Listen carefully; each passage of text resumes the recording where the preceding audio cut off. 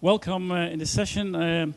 I appreciate that it's 12:20. You must all be quite hungry, but still you had the courage to come here. So thank you for that. I would like to share with you some insights and experience on what we call new ways of working. And before doing so, I would like to know, has anybody heard or worked on things like new ways of working? No recognition? You have? What is it? No, there's one behind you. So I'd say it's a move away from the traditional be at your desk at 9 to 5, fixed desk, people working remotely. Is that correct? It's part of the answer. It's very good. Have you heard about activity-based working? The lady? Yes? Yeah, so turning your actual office environment into having breakout areas and having, but no one's at the desk anymore, so you would just find a space to work, and then you would work, like all your interactive walls would be created, areas of space. Sounds exciting. No, well, again, it's part of the answer. Has anybody of you heard of hot desking? Flex office? Who works in a hot desking environment? How does that feel? Okay, then this might be an interesting journey for you. Because what I would like to talk to you about is what we call new ways of working. And it's not new. It's in fact quite old. It emerged in the 1996 in the Netherlands. And it was first introduced at an organization called Interpolis, a Dutch insurance company for about 1,000 people at that time. And now it's in 2017, so we're quite a time ahead. But still, a lot of things that were implemented at that time for that organization apply very much today. And a lot of organizations are not even as a tenth of a step on that journey as Interpolis was at that time. What I would like to share with you has to do with new ways of working. Just very briefly, my name is Louis. I'm Dutch. I come from the south of the Netherlands. But I love traveling. I do a lot of work in different countries all over the globe. And the last couple of years in the UK and in Scandinavia, helping organizations to rethink the way they work. Because things we just mentioned, like hot desking, activity-based working, new ways of working, they're all connotations of something that goes far more deeper than just the work environment. That's about the values of the organization. It's about how do we bring values to life in our behaviors so that whoever we want to be as an organization, but also as an individual, becomes authentic. And by being authentic, we improve our well-being. And that's what our story is about. How can we help organizations to, in fact, become more authentic, to be what they claim to be to their clients, to their employees and their partners? Because that will thrive them in terms of success. And what we do in that is a number of things. We help them to think about what does it mean, what's the definition of how you want to be, how do you then provide a work environment, IT, technology and behaviors that support that, and what's the change journey you have to go on to make that happen, because change doesn't happen overnight. So that's what we do, and we do that, as you can see, with a number of red dots in a number of countries in the world. We're very small. We're 30 people working in 5 countries. And we're not the usual kind of consultancy. We help organizations to do it themselves because we really believe that if you don't own whatever change you want to be, it will not happen. It will not sustain. So we are, in fact, helping organizations, helping the people who are doing it in organizations to own the change, to own the journey, and own the solutions. Now, where does it come from? Our people struggle, and you probably recognize that. People will run from meeting to meeting. I come in a lot of organizations where people don't even have time to lunch. They take the lunch to the desk and continue working. That's not a very good habit from a wellness perspective or well-being perspective. They're managed by their inbox. They have continuous interruptions at work. If you're in an open desk in hot desking environments, an open plan, you're continuously interrupted. And every interruption takes you 20 minutes to recover to really get into the stuff you were working on, which means that you cannot be productive, but also it's not healthy. So how could we help people, in fact, to be at their best? How can we help them, in fact, to work in a way that is sustainable for them and the organization? There are also a lot of issues for organizations' perspective. Organizations struggle at the moment to keep up with technology. In most organizations, we see that technology at the organization is not as good as people now have individual at home. That was completely the opposite 10, 15 years ago. So we ask far more from the way we're supported in technology from organizations today than we did before. And organizations struggle because of a number of things which have to do with security, with resilience, with also, in fact, keeping up with the legacy they have from all their systems. But it's becoming a disabler for people to perform, far bigger even than the work environment. And another thing is that most of the people in organizations don't really know their tools very well. So they get all these IT tools, or they even don't know that they are available, because IT departments just throw them over the wall. They say, well, here's, let's say, something like Messenger, or here is your FaceTime, or here is your new SharePoint, without helping people to really say, but how can we use this to become productive? We use mostly Outlook as our inbox as a kind of a file system, instead of having a system where we really share information to collaborate. So we, in fact, prevent ourselves from collaborating because we keep things in our own box. But that's because we don't know. That's because we don't get the skills, we don't get the introduction of the tools in the way it should be to really be able to collaborate. So we should spend time and energy on that to do so. And in organizations, what I see a lot is, and I think it also comes back to what I heard this morning, it's about, are we doing something because we want to tick in a box? Or are we doing something because this is how we want to be? And the last element sticks far longer, but it's more difficult to achieve, because it asks you to reflect on the things that really matter. And that's what new ways of working is about. I won't bother you with the statistics. There are a lot of statistics, and as you know, statistics are also lies, because they're used to the advantage of the speaker. So I won't tell you more about this, but there is a big, big gap between what people, let's say, do and what people could actually do and bring to an organization and to themselves. For us, well-being at work has to do with enabling individuals to perform to the best of their ability every day. And that's a big statement, and that's not easy to achieve. And that's not only the organization plays a role in that, it's also the individual. It's something you have to do together. So there has to be a real good relationship between the individual and the organization to be able to achieve that. There has to be trust. Trust that the organization is really willing and trying to help the individual, and trust from the organization to the individual that they can trust their people, that you will perform to the best of your ability, that you will give your everything for the organization.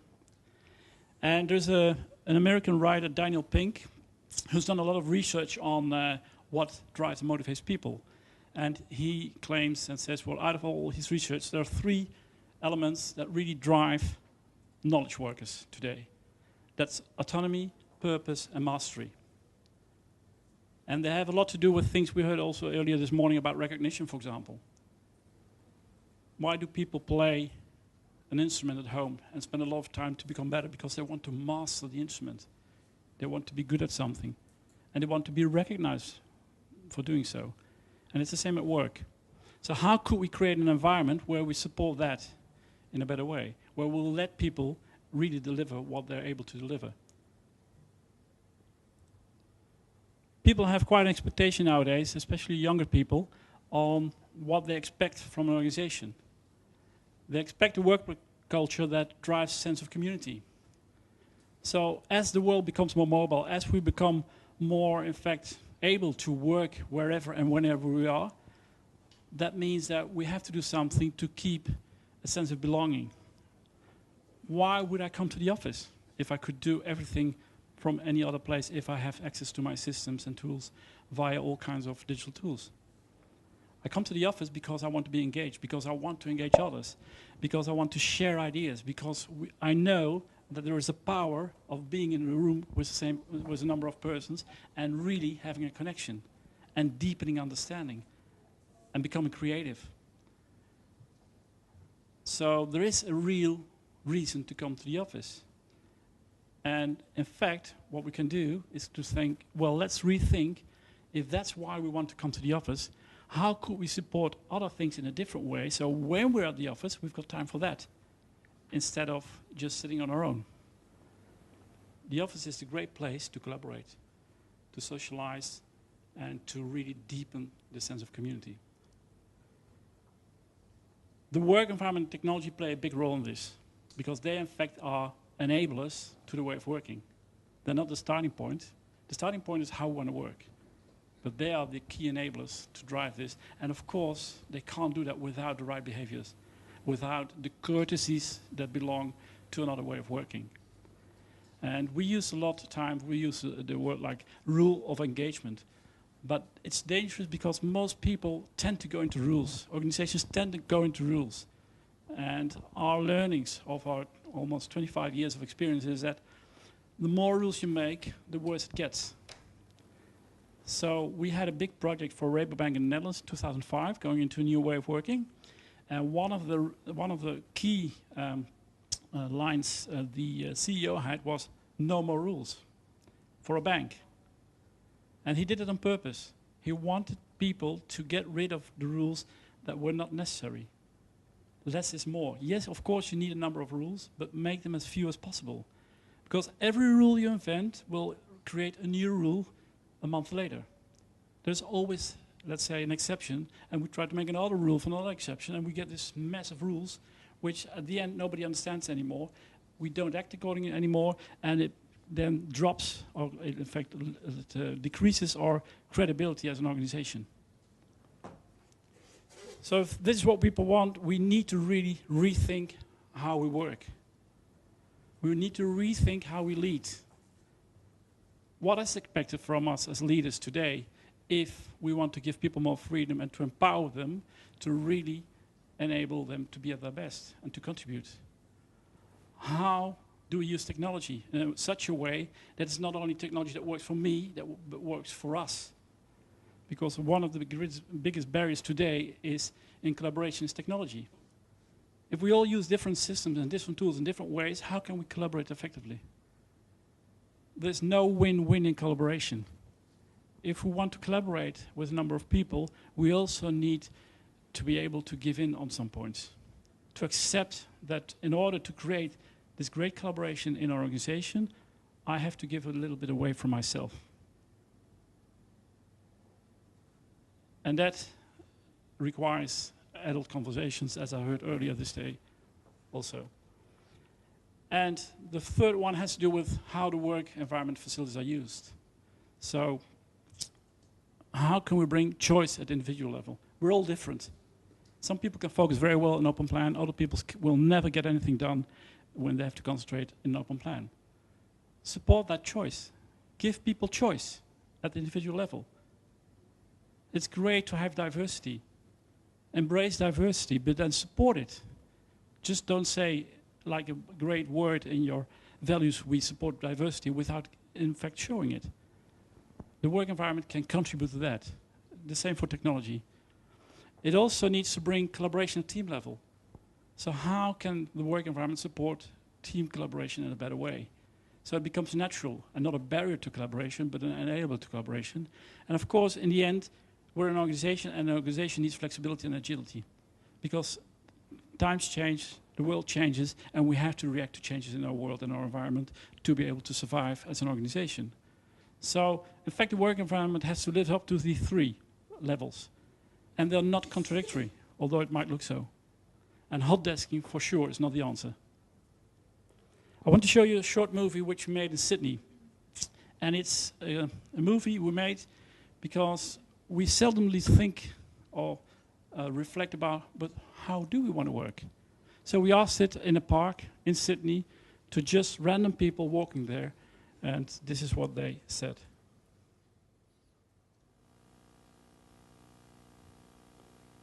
I hope it works.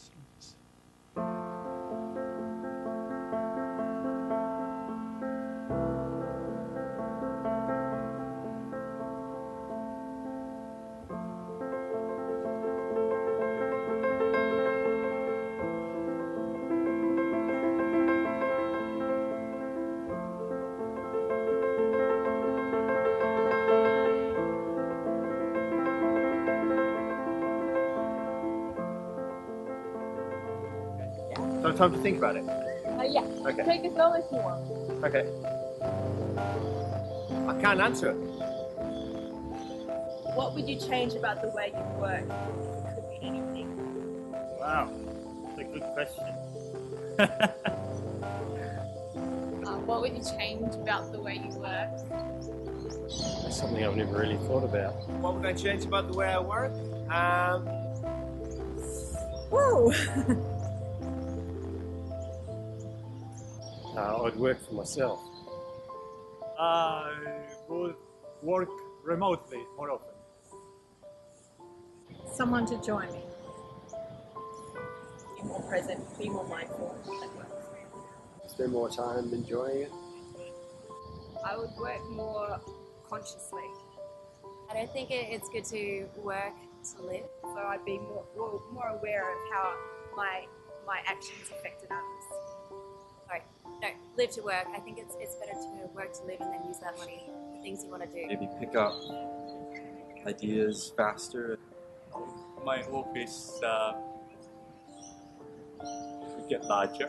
A bit more efficient in the moment. But it's not under my control, so. And be able to not be too shy to ask questions. I can have more colleagues. At the moment I work a lot with my boss. That's the only thing. Not be scared to ask a stupid question. I'd work a lot less and grow a lot more. I would love to work at the beach. I work too many days. 6 days a week, so work-life balance is good. Pretty flexible, so I'm very happy. Yeah. Now, the one thing I would like, a stand-up desk. I get to work from home. Really what I want, and I can't persuade my colleagues who are all men to have one. Shorter hours. I'd work for myself, really. Set up my own business. I can make a lot of change. If I can just make it more fun, I'm in the fortunate position where I can choose what I do. I work for a law firm, so it'll be quite good. There are lots of changes in retrospect that I would have made. Like with more excitement at work, Not take it too seriously. just like, bringing more creative ideas rather than working behind like kind of ties and suits and stuff. Be very honest and work out who you can trust and who you can't.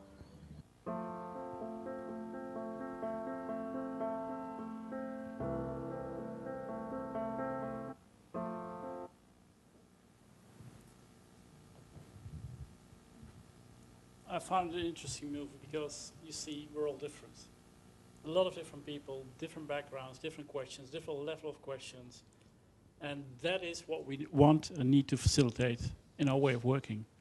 And for us, new ways of working is about creating the best circumstances for people to be able to perform to the best of their ability. It's a very simple statement. It's hard to do, but it's also easy to do if you really mean it.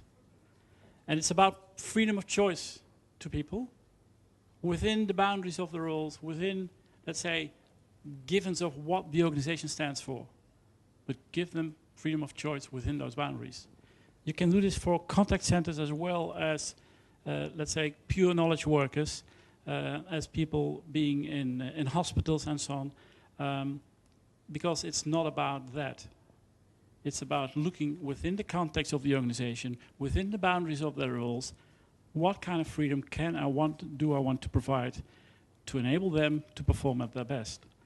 And the base for this is to recognize that people do different activities during a day, and by supporting those in a better way, we create choice to them. And that choice in how their activities are supported becomes something that can be seen not only in how they choose where to work and when to work, but also in all their other aspects of their working life. Because it becomes a habit to be able to cope with choice and to make decisions yourself instead of let them be made by others.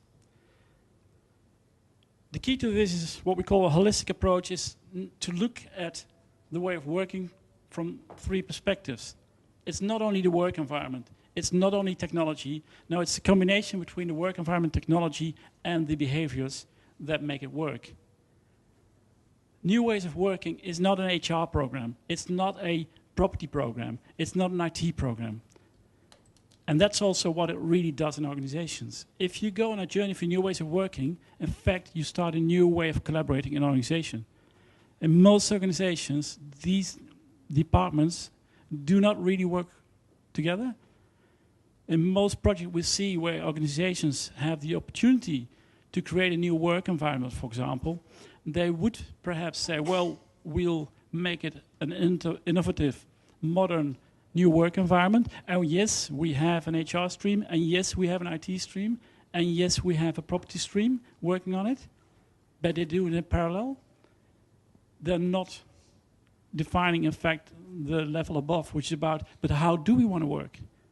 What are the key elements, what we call guiding principles for our way of working? And they are the key for success. We've done over 250 projects globally, a lot of them initially in the Netherlands, but later in Australia, in Scandinavia, in London, and now also a number of them in the United States. And the key to the success is a step that most organizations do not really do. They jump directly into solutions. They jump directly into design instead of first saying, but how do we want to work? What are the guiding principles, which are always based on what does really matter for us as an organization? What is really the key things we need to live up to be successful in the future? And that's translated into what we call guiding principles for the way of working, which you can then translate into guidelines for the work environment. What does a work environment have to live up to make sure that we get there? What does the IT have to live up to? And what does the change plan we're making have to live up to really make sure that people come on the journey and embrace the way of working, in fact, that they create the way of working. Example for these guiding principles are these. It's an example from a project we did at Volvo in Gothenburg. And you might know or not know, probably not know, that their marketing principle was for the Volvo car is designed around you. Every Volvo car, that's a promise they make to the market. A Volvo car is designed around you. So what they said is, if we want to be credible with that, we'll do it internally as well. So the workplace is designed around you. The program was also called Designed Around You at Work. And these were the guiding principles they created, which are the starting point for any solution. And they look like, well, a normal thing. Collaboration sharing is the norm. It's not as normal as it sounds. And there's a lot underneath that to create that in behaviors, in IT, and in the work environment. And that's what New Way of Working does. Now, it's activity-based because if you want to get people to think about issues you have today from a different angle, you have to change the paradigm. So we took the activities as the core element of analysis, where in fact, when we look at how to change the way of work, we say, well, what actually are you doing on a normal day, in a normal week? How much time do you spend on different types of activities? And what are the characteristics for you for those activities? How much focus do you need? How much concentration do you need? With who would you do that activity? How long would you do those activities? And so on. And if you take that as a core element of analysis, then you can define the functionality that is needed to support that activity. And that might be different for different people. So you have to, in fact, create choice, a variety of choice of solutions to support each activity so that people can choose when they need to do some focused work, for example, from different types of settings, from different tools. In order to do so, we have a tool called, which is called the Activity Work Style Survey, which in fact gives insight and brings insight into activity patterns for the organization as a whole, but also for departments, and we can see what the differences are between groups in organization and have a discussion about, so what does this tell us? How could we use that to come to a new way of working and also new kinds of work environments? And in fact, at home we have the same. And home, our houses, are in fact activity-based. We sleep in the bedroom, we cook in the kitchen, we watch tele in the living room, but sometimes we also work in the living room. We might have a room to work in, but we also work on the couch. So there are, in fact, activities we could do at different places, depending on how we feel and also the kind of, on the nature of the activity we're performing at that point in time. And you can translate that into the office. And that's where the big difference is with things like hot desking. Hot desking is nothing more or less than taking desks away because of efficiency. Because we know that most offices have not an occupancy of desks of more than 80% peak. And on average, probably 50%. So most offices look quite empty during an average week. And that's why people go into hot desking, because it saves costs. But it's killing productivity. And it's killing a number of other things in people. If you provide choice and a variety of settings, in fact what you do is you don't make as many individual desks anymore for individual work, because most of organizations have about 50 to 60% max of individual work that people perform, and the rest is collaborative. So we need, in fact, far more collaborative spaces than individual spaces. So it's a swap of functionality instead of taking something away. And by giving that swap of functionality, you create choice for people to have different settings for different types of work. And that could be something like this, which we did for one client, where you in fact say there's a variety of settings, but by doing so, you're doing something far more fundamental. Because what you're doing is you're changing people's habits. The habit of going to one single desk for all your work. The habit of coming in the morning and knowing this is where I'm going to sit, and I'll stay there all day, unless I have a meeting or go for lunch. Now, all of a sudden, you give people choice. What am I going to do? With whom am I going to do it? Where will I sit? What's the best place and the place I like most to sit to do that work for the next 2 hours, for example, or the next day, depending on what you're going to do.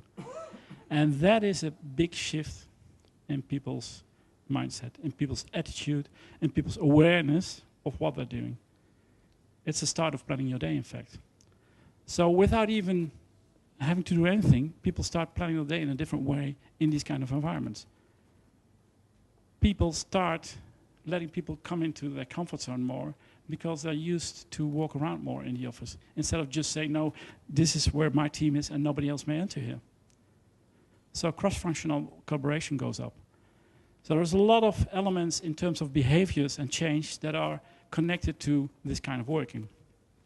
And there's a huge impact it has on a number of things, like, for example, and this graph has 5 elements it has measured. To what extent is the design of a workplace important to you? Does it enable you to work productively? Does it create an enjoyable environment to work in? Does it contribute to a sense of community at work? And is it a place I'm proud to bring visitors to? The 4 lines you see on the graph, I won't explain them all, but the middle lines are, let's say, traditional offices, where either very enclosed or open plan. The bottom line is hot desking, where there's not a lot of variety in choice of settings. And the green line is a office where you have shared desks, but with a high variety of desks. Now, this is not research from Velton & Company. This is research from an organization called Leesman. I don't know if anybody knows Leesman. It might be interesting to look at. It's called the Leesman Index. They're an independent organization, and the only thing they do is they measure workplace effectiveness. They've got a database of 260,000 respondents now, and their benchmark gives these figures. So the difference in, for example, the perception of how the work environment enables people to be productive between a hot desking environment and an activity-based working environment is huge. It's in fact the highest performance kind of work environment and way of working that organizations can have at this point in time. I'll speed up a bit because my time is running fast. So the work environment is an important aspect. The second one is the technology. If we want people, and if we in fact give people a choice to move around and to work wherever and whenever they are, then we need to provide them with the right technology to work individually, but even more important, to collaborate. And this is what we see a lot in organizations where there's a lot of struggle to really do so. Because now the choice to give people a smartphone or a desk phone is not connected to the hierarchy anymore. It doesn't make sense.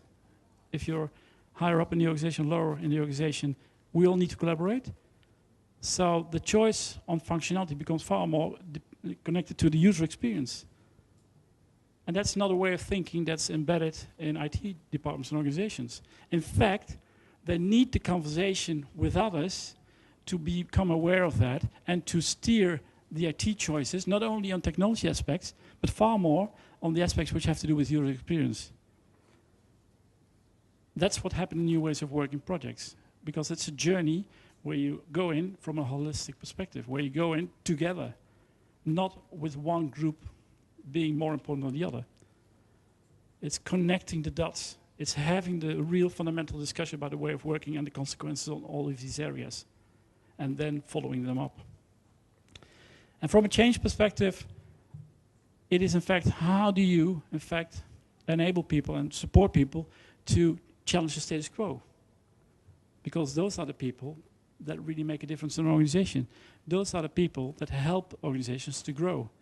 Not the people who always say, yes, I agree because my manager agrees. So how do you create a culture where it's fine to not agree? Where it's clear how decisions are made? Team cohesion and sense of belonging becomes more important. In traditional offices, of course, it's quite easy because that's where the team sits, the manager sits with them, they're always together. Not judgment if it's good or bad, but it's easier to have the team together, so in this fact that you see the team. When you're more dispersed, when you have the choice as individuals to be in different locations, depending on what you need to do, a manager needs to pay more attention to how to ensure this social cohesion. But it's not only his responsibility, it's the responsibility of every member of the team. So it's about creating another awareness and mindset at every person's level. It's about what I heard in the session before. Leadership is not about leaders, leadership is about all of us. We all own our part in collaboration. So getting that message across and getting that kind of culture will thrive results.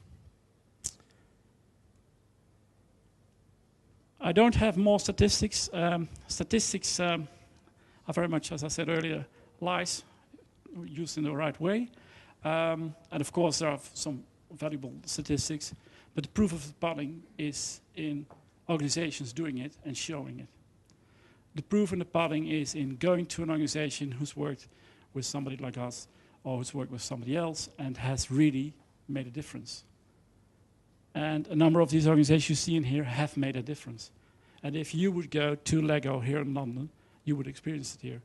If you would go to Sainsbury's head office in Holborn, you would experience it here. If you would go to Notting Hill Housing here in London, you would experience it. So whenever you would be interested to really understand more about what this does and what it means for people actually working in those organizations, ask them. Go there.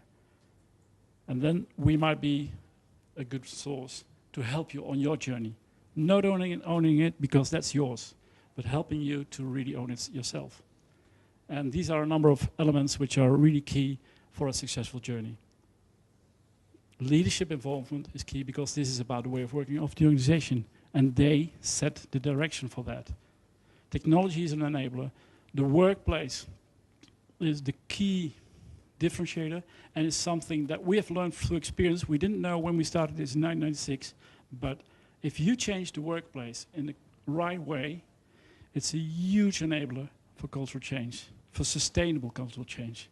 Because as from the moment that the new work environment is ready, it will direct new behaviors.